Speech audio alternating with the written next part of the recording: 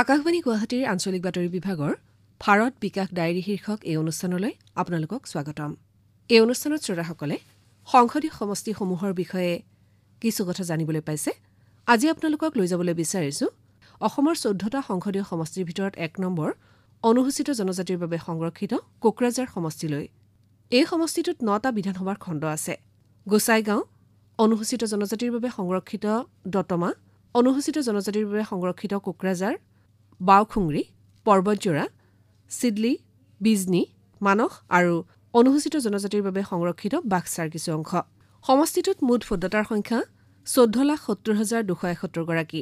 ইয়াৰে 7,35,270 গৰাকী পুৰুষ ভোটদাতা আৰু মহিলা ভোটদাতাৰ সংখ্যা হৈছে 7,49,096 গৰাকী। সমষ্টিটোত তৃতীয় লিংগৰ ভোটদাতা আছে 5 গৰাকী। গোসাইগাঁও সমষ্টিত মুঠ 1,13,282 গৰাকী ভোটদাতাৰ ভিতৰত 5,07,073 গৰাকী পুৰুষ আৰু 5,06,209 গৰাকী মহিলা ভোটদাতা। দতমা সমষ্টিত 1,04,943 গৰাকী ভোটদাতা আছে আৰু ইয়াৰে 5,02,088 গৰাকী পুৰুষ আৰু 5,02,855 গৰাকী মহিলা ভোটদাতা। একেদৰে অনুসূচিত জনজাতিৰ বাবে সংৰক্ষিত কোকৰাঝাৰ সমষ্টিত 1,41,181 গৰাকী ভোটদাতাৰ ভিতৰত 69,331 জন পুৰুষ আৰু বাকীসকল মহিলা ভোটদাতা। বাওখুংৰি সমষ্টিত মুঠ 1,59,514 গৰাকী ভোটদাতা আছে। ইয়াৰ ভিতৰত 79,604 জন পুৰুষ আৰু 79,910 গৰাকী মহিলা ভোটদাতা। পৰ্বতজোৰাত মুঠ ভোটদাতা আছে 1,68,252 গৰাকী। ইয়াৰে 85,992 জন পুৰুষ আৰু বাকী সংখ্যক মহিলা ভোটদাতা। একেদৰে চিডলি সমষ্টিত আছে মুঠ 2,10,638 গৰাকী ভোটদাতা। ইয়াৰ ভিতৰত 1,04,513 গৰাকী পুৰুষ আৰু 1,06,125 গৰাকী মহিলা ভোটদাতা। বিজনী সমষ্টিত মুঠ ভোটদাতাৰ সংখ্যা 1,77,607 জন আৰু ইয়াৰে 88,928 জন পুৰুষ আৰু 88,679 গৰাকী মহিলা। মানস সমষ্টিত মুঠ ভোটদাতাৰ সংখ্যা 2,04,003। ইয়াৰে 1,01,250 জন পুৰুষ আৰু 99,153 গৰাকী মহিলা ভোটদাতা। অনুসূচিত জনজাতিৰ বাবে সংৰক্ষিত বাক্সা সমষ্টিত 1,94,451 জন ভোটদাতা আছে। ইয়াৰ ভিতৰত 96,491 জন পুৰুষ আৰু 97,960 গৰাকী মহিলা ভোটদাতা। অনুসূচিত জনজাতিৰ বাবে সংৰক্ষিত কোকৰাঝাৰ লোকসভা সমষ্টিৰ অন্তৰ্গত মুঠ 1,862টা ভোটকেন্দ্ৰ আছে। এই সমষ্টিটোত নিৰ্বাচনী প্ৰস্তুতি সন্দৰ্ভত জিলা নিৰ্বাচনী বিষয়া কেশৱানন্দ তাইডে এইদৰে কয়। নমস্কাৰ, মোৰ নাম কেশৱানন্দ তাইড। মই কোকৰাঝাৰ নিৰ্বাচনী জিলাৰ নিৰ্বাচনী বিষয়া। কোকৰাঝাৰ লোকসভা সমষ্টি আগৰে পৰা অনুসূচিত জনজাতিৰ বাবে সংৰক্ষিত। আগতে এই কোকৰাঝাৰ লোকসভা সমষ্টি 5 নং কোকৰাঝাৰ লোকসভা সমষ্টি হিচাপে জনা গৈছিল। এইবাৰ কিন্তু সেয়া সলনি হয় 1 নং কোকৰাঝাৰ লোকসভা সমষ্টি হৈছে। 3খন জিলা বাক্সা, চিৰাং আৰু কোকৰাঝাৰৰ 9টা বিধানসভা সমষ্টিৰে এই কোকৰাঝাৰ লোকসভা সমষ্টি হয়। তাৰে 4খন বিধানসভা সমষ্টি অনুসূচিত জনজাতিৰ বাবে সংৰক্ষিত। তাৰে 2 দতমা ST, 3 Kokrajhar ST, 19 Sidli Chirang ST আৰু 42 বাক্সা ST। আৰু বাকীকেইটা বিধানসভা সমষ্টি হৈছে 1 গোসাইগাঁও, 4 বাওখুংৰি, 5 পৰ্বতঝৰা, 20 বিজনী আৰু 41 মানস। এই কোকৰাঝাৰ লোকসভা সমষ্টিৰ মানে এই 9টা বিধানসভা সমষ্টিৰ মুঠ ভোটাৰ হৈছে 14,70,271। তাৰে পুৰুষ ভোটাৰ আছে আমাৰ 7,35,270 আৰু মহিলা ভোটাৰ হৈছে আমাৰ 7,34,993। তাৰে আমাৰ থাৰ্ড জেণ্ডাৰ আছে 5 জন। এইবাৰ আমাৰ যোনটো স্পেচিয়েল চামাৰী ৰিভিজন হৈছিলে, গোটেই 9টা বিধানসভা সমষ্টিত টোটেল 39,611 ভোটাৰে ফৰ্ম 6 মানে নতুনকৈ অন্তৰ্ভুক্ত হৈছে আৰু 28,199 জনৰ ভোটাৰ তালিকাৰ পৰা নাম কৰ্তন কৰা হৈছে।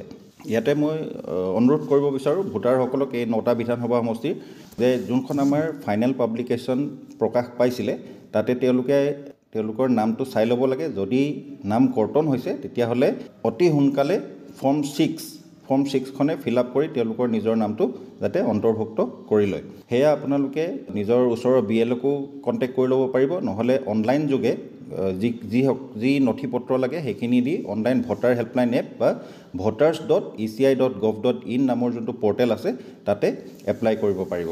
এই কোকৰাঝাৰ লোকসভা সমষ্টিত টোটেল পলিং ষ্টেচন এবাৰ 1,862টা আছে। তাৰে 83টা পলিং ষ্টেচন, মানে কিছু পলিং ষ্টেচন আমাৰ এটা পলিং ষ্টেচন লোকেশ্যনত 2টা বা 3টা সেনেকুৱাকৈ আছে।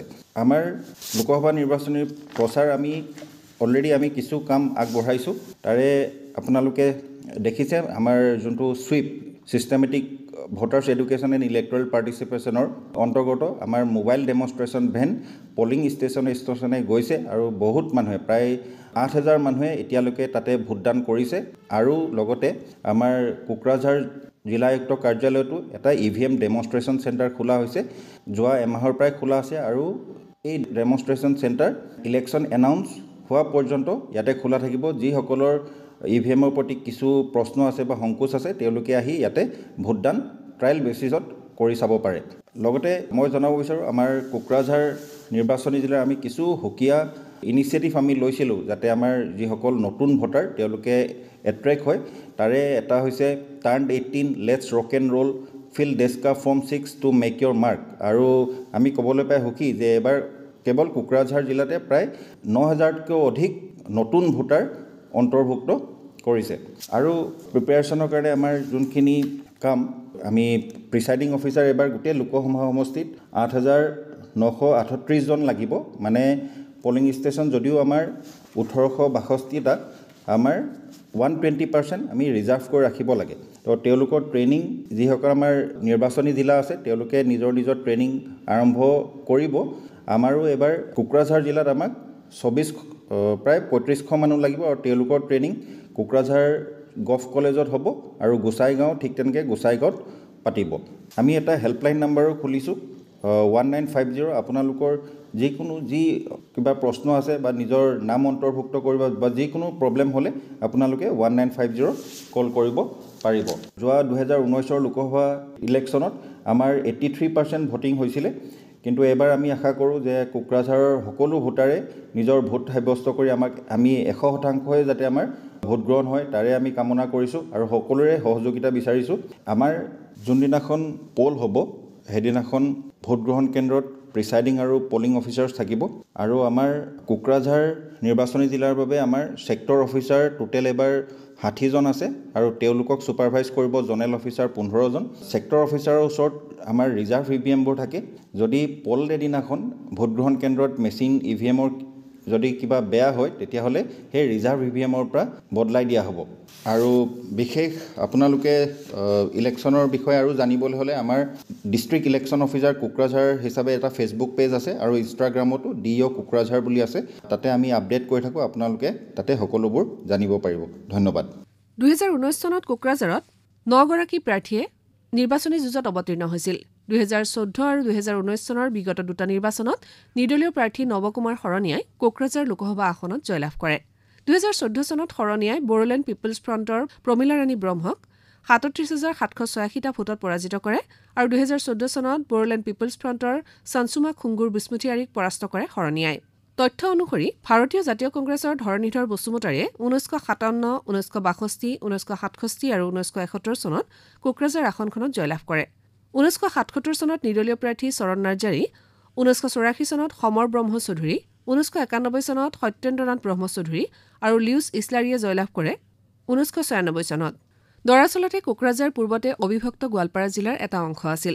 1956 চনলৈকে এটা সৰু ৰেল ষ্টেচনৰ সৈতে ই এখন ধুনীয়া সৰু গাঁৱহে আছিল। 1957 চনত সেই সময়ৰ অসমৰ মুখ্যমন্ত্ৰী বিমলা প্ৰসাদ চলিহাই ধুবুৰী মহকুমাৰ উত্তৰ ভাগৰ এটা অংশ আৰু গোৱালপাৰা জিলাৰ কিছু অংশলৈ এটা নতুন মহকুমাৰ সৃষ্টি কৰে। এই নতুন মহকুমাটোক কোকৰাঝাৰ মহকুমা বোলা হৈছিল।